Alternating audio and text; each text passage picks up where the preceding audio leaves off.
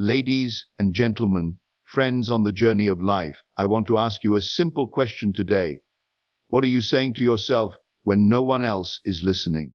Every single day, we have thousands of thoughts running through our minds, and many of those thoughts, they're not kind, they're not helpful, they're willed. They don't uplift you, they bring you down. But here's the truth: in your words shape your world, and the most powerful words are the ones you quietly say to yourself for just 30 days. I challenge you to change your inner voice, not forever, just for 1 month.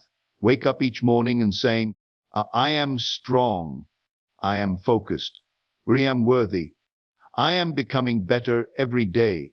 I may not be there yet, but I'm on my way. Say these words even when you don't believe them. Say them especially when you're struggling, because repetition builds belief, and belief builds reality. Do you know what happens after 30 days of powerful self-talk? Your mindset changes, your energy shifts, your actions align, and suddenly the world starts responding to you differently, because you are showing up differently. You're not waiting for motivation. You're creating it. You're not begging for a breakthrough. You're becoming the breakthrough. So talk to yourself like someone you love, like someone worth fighting for, because that's exactly who you are. Just 30 days, and watch the magic unfold. Thank you. Your inner voice is your power tool, because it's the most constant, most intimate conversation you will ever have in your life. It is the voice that speaks when you wake up, when you fail, when you doubt, when you dream, when no one is watching. Unlike external noise that comes and goes, your inner voice is always present. And yet, most people never take control of it. They let it run wild, let it echo with fear, past trauma, criticism, and insecurity. But what if you changed it? What if you became intentional about what that voice says? What if you trained it like a tool, sharpened it like a blade, tuned it like an instrument? When you begin to understand that your inner voice can either be a weapon against yourself or a weapon for your success, everything shifts. If that voice constantly tells you that you're not good enough, that you'll fail, that people will judge you, that you're not meant for more, then that's the reality your brain will chase. That voice becomes your lens, your filter, and your emotional baseline. It colors how you interpret failure, how you respond to opportunity, and how you see your place in the world. And the brain doesn't know the difference between what's real and what's repeated. If your inner voice constantly repeats self-defeating phrases, your mind will believe them and look for evidence to prove them true. But here's the incredible thing: this voice is programmable. You can rewire it. You can start feeding it words that empower, words that build, words that spark energy and faith. And when that shift happens, your entire life begins to rise. Because when your inner voice tells you, I can handle this, you stop backing down. When it says, I am improving, you stop feeling stuck. When it says, I deserve more, you stop settling. You speak strength into your decisions, courage into your setbacks, and calm into your chaos. You no longer wait for someone else to validate you. You no longer need the world to clap before you believe in your worth.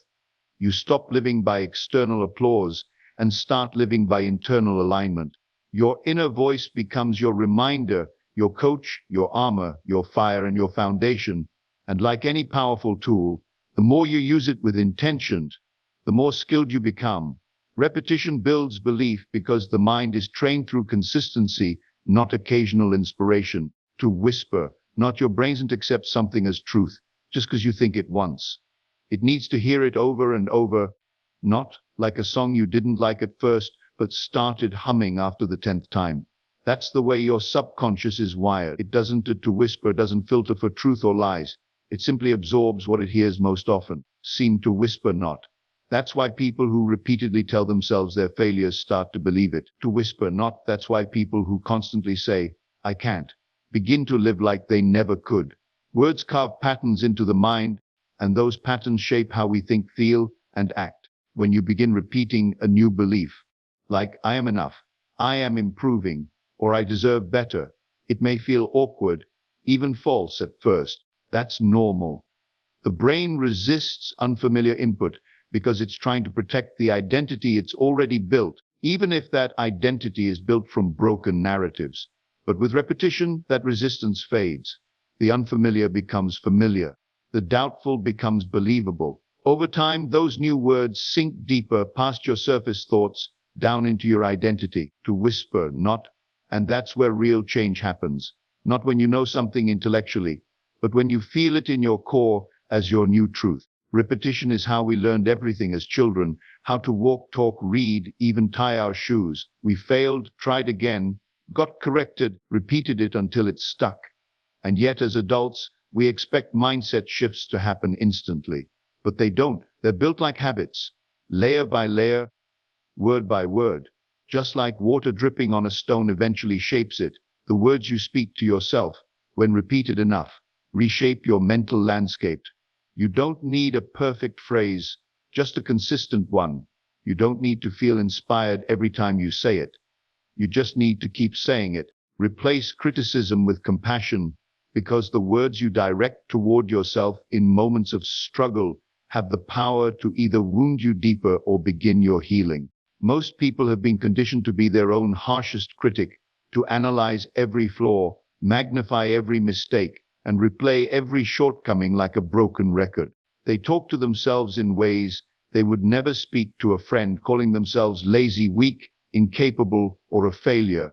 This internal dialogue becomes so normalized that they don't even recognize the damage it's doing. It chips away at self-worth, creates fear of trying again, and feeds cycles of shame and doubt. But imagine if, instead of tearing yourself down the moment something goes wrong, you responded with understanding. What you whisper not? What if you acknowledged your effort instead of punishing the outcome? What if you said, "It's okay, I'm still learning," instead of, "I always mess things up"? Compassion isn't about making excuses. It's about recognizing that growth doesn't happen through shame. It happens through support. You are more likely to change, improve, and try again when you feel safe within your own mind. Compassion creates that safety. It allows you to be honest about your flaws without being defined by them. When you replace criticism with compassion, you give yourself permission to be a work in progress. Seem to whisper, you become your own source of motivation instead of your own obstacle. That doesn't mean you stop holding yourself accountable. It means you hold yourself accountable in a way that encourages progress, not paralysis. You begin to notice the difference between a voice that corrects with care and a voice that condemns with cruelty. Compassion helps you draw that line, and every time you choose it, you're retraining your mind to be an ally, not an enemy. The shift doesn't happen overnight, especially if your inner critic has been running the show for years, but it begins with awareness. It begins the moment you catch yourself being harsh and you pause just long enough to change the tone. Over time, those small pauses become powerful new patterns. You'll begin to recognize that compassion is not weakness, it's wisdom, it's strength. It's the quiet decision to be on your own side, especially when you're struggling the most. Speak about your future with faith, not fear, because the way you talk about what lies ahead shapes how you approach it. When you speak with fear, your words begin to carry the weight of limitation. You start to whisper, not to frame your future as something to survive instead of something to build. You find yourself saying things like, "What if I fail?" Or, "What if nothing ever works out for me?" And without realizing it, those phrases start to guide your choices. You hesitate when you should act. You settle when you should reach, not. You protect what you have instead of pursuing what you want. Fear-driven language makes your future feel like a threat instead of an opportunity. But when you speak with faith, you open the door for hope, possibility, and courage. Speaking with faith doesn't mean pretending everything will be perfect. To whisper, not. It means choosing to believe that even if it's hard, you'll grow. Even if it's slow, you'll move forward. It means replacing questions like, "What if I fall?" with "If I fly?" and choosing to see your own potential before you have proof. Whisper, not. Faith in your future doesn't require having all the answers. It requires trusting that you'll find them along the way. Every word you speak about tomorrow is a seed you're planting. If you speak fear, you plant doubt. If you speak faith, You plant determination. Your mind listens. Your body follows. The universe responds. And over time, those words begin to shape your energy, your effort, your resilience. Speaking with fear prepares you for defeat before the battle even starts. Speaking with faith prepares you to fight, to adapt, to win, even if you get knocked down along the way. This is not about blind optimism. Whisper not. This is about deciding that the voice guiding your life will be one of belief instead of hesitation. That even when things are uncertain, whisper not. Your words won't be filled with panic, they'll be filled with power.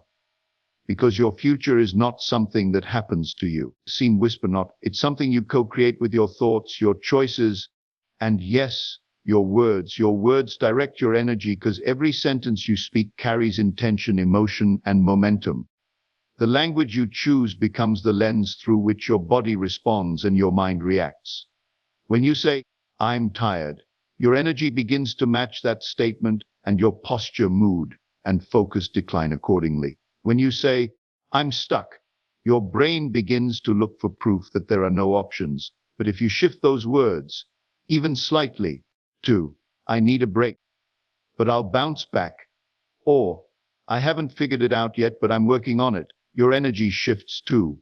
Your body hears your language and adjusts. Your emotions follow.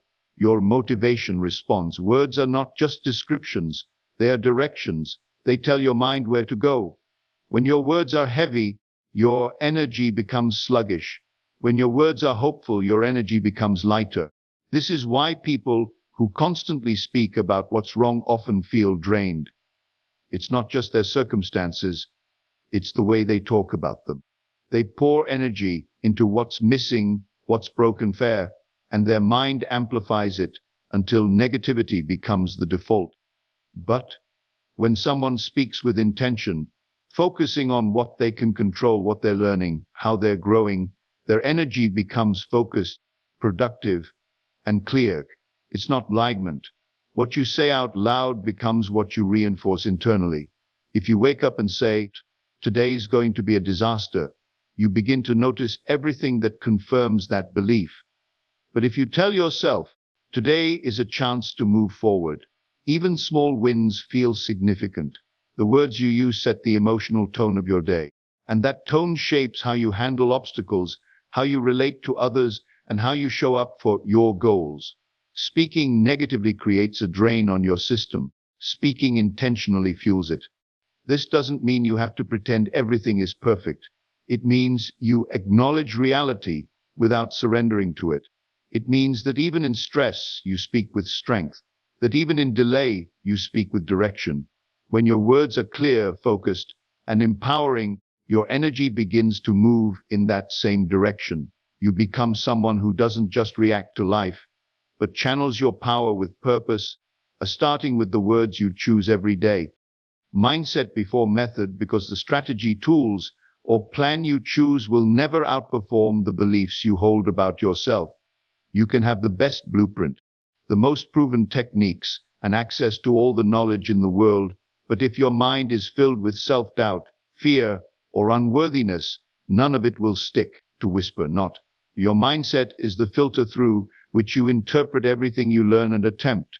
If you believe you're not capable, you'll whisper. You'll subconsciously sabotage every method you try. If you think you're destined to fail, you'll either avoid starting or find a way to prove yourself right. That's how powerful the mind is. It doesn't just observe your results, it creates them. Before you focus on how to do something, you have to first decide who you believe yourself to be. Are you someone who finishes what you start, whisper not, or someone who always gives up halfway? Are you someone who sees failure as a step forward or as a personal defeat? The way you answer those questions determines how you will approach every single method or opportunity that comes your way. People often jump from plan to plan, program to program, chasing results, not realizing that they're bringing the same broken mindset into every new approach. They say the method doesn't work, but in reality, they haven't yet built the mental foundation required to make anything work. Mindset gives meaning to your effort. It decides whether you view discomfort as pain or as progress. It decides whether you interpret a setback as a sign to quit or as a reason to keep going. A strong method in the hands of someone with a weak mindset becomes a burden.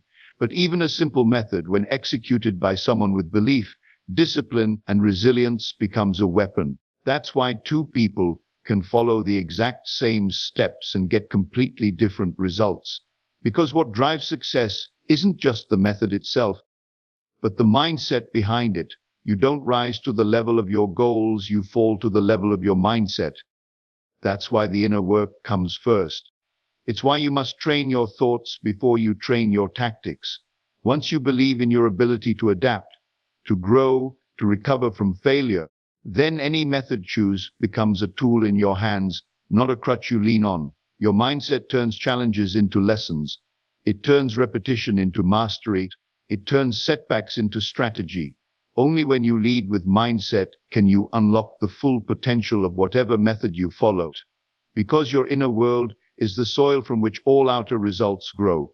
Your brain believes what you tell it most because it is always listening, always learning, and always adapting to the messages it receives, whether those messages are empowering or destructive.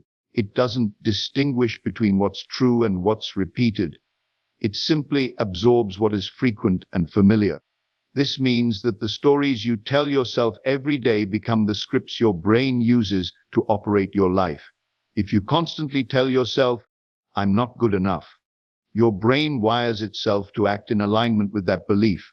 It begins to highlight evidence of your failures, exaggerate your flaws, and filter out your wins. Over time, that repeated narrative becomes your reality, not because it's factual, but because you've reinforced it so many times that your brain has accepted it as truth. The same principle works in the other direction. If you make a habit of telling yourself, "I'm getting stronger," "I always find a way," or "I learn from everything I go through," your brain begins to build a belief system that supports progress. Resign to whisper resilience and self-respect. It doesn't mean you'll never have doubts or setbacks, but it means your internal world won't collapse every time things don't go perfectly. Your brain will be trained to look for growth, to find solutions, and to recover with purpose. This is how inner confidence is built, not by waiting for external proof, whisper, but by feeding your mind a consistent stream of intentional, supportive thoughts until they become your mental default. This is why self-talk matters more than most people realize. What may seem like a passing comment, "I can't do this," "I always mess things up," "This is too hard for me," can leave a lasting impression when repeated. Every word carries weight, and over time, the most frequently spoken words leave the deepest marks. Your brain is neuroplastic, meaning it rewires itself based on your focus and repetition. Every negative phrase carves a groove that makes self-doubt more accessible. Every positive affirmation carves a groove that makes self-belief more instinctive. This is not about blind positivity, it's about conscious programming. You are the programmer, and your thoughts are the code. The more you run a certain program, whether it's one of insecurity or one of strength, the more natural it becomes to live by it, to whisper not. This is why changing your internal language isn't just motivational fluff, it's biological, neurological, and practical. Your brain literally builds new pathways based on what you say, think, and repeat, and those pathways become the habits of your thoughts, the patterns of your emotions, and the behaviors you carry into your daily life. So I challenge you, starting today, to become intentional with your voice, not the one you use with others, but the one you use with yourself. Speak to yourself with strength, with faith, with compassion, with belief. Do it for a day, then 2, then 7, then 30. Watch how your thoughts begin to shift. Watch how your energy starts to rise. Whisper, not watch how your world responds when you start showing up with a voice that builds, not breaks. Because if you can change the way you speak to yourself for just 30 days, you just might change the direction of your life. Thank you.